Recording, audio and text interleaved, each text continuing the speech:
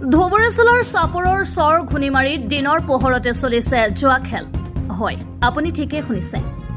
জানিব পৰা মতে চাপৰৰ ৰফিকুল হক নামৰ জুৱাৰীজনে দাবু খেলত কণ কণ স্কুলীয়া ছাত্ৰ ছাত্ৰীসকলক লৈ এই জুৱা খেল চলাই আছে। চাপৰ আৰক্ষীক চকুত ধূলি দি থানাৰ পৰা প্ৰায় 1 কিলোমিটাৰ নিলগত এইদৰে চলি আছে বৃহৎ জুৱা খেল।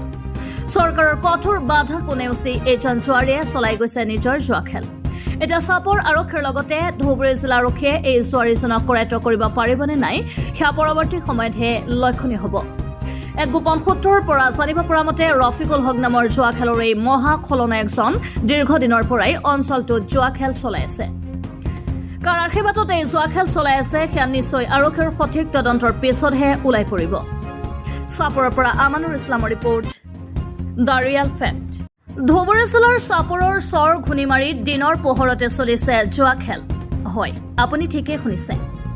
জানিব পৰা মতে চাপৰৰ ৰফিকুল হক নামৰ জুৱাৰীজনে দাবু খেলত কণ কণ স্কুলীয়া ছাত্ৰ ছাত্ৰীসকলক লৈ এই জুৱা খেল চলাই আছে। চাপৰ আৰক্ষীক চকুত ধূলি দি থানাৰ পৰা প্ৰায় 1 কিলোমিটাৰ নিলগত এইদৰে চলি আছে বৃহৎ জুৱা খেল। চৰকাৰৰ কঠোৰ বাধা কোনেওচি এইজন জুৱাৰীয়ে চলাই গৈছে নিজৰ জুৱা খেল। এতিয়া চাপৰ আৰক্ষীৰ লগতে ধুবুৰী জিলা আৰক্ষীয়ে এই জুৱাৰীজনক কৰায়ত্ব কৰিব পাৰিবনে নাই সেয়া পৰৱৰ্তী সময়তহে লক্ষণীয় হ'ব।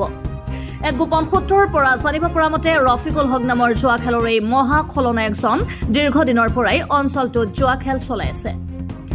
কাৰ আশীৰ্বাদত এই জুৱা খেল চলাই আছে সেয়া নিশ্চয় আৰক্ষীৰ সঠিক তদন্তৰ পিছতহে ওলাই পৰিব। চাপৰৰ পৰা আমানুৰ ইছলামৰ ৰিপৰ্ট, দ্য ৰিয়েল ফেক্ট।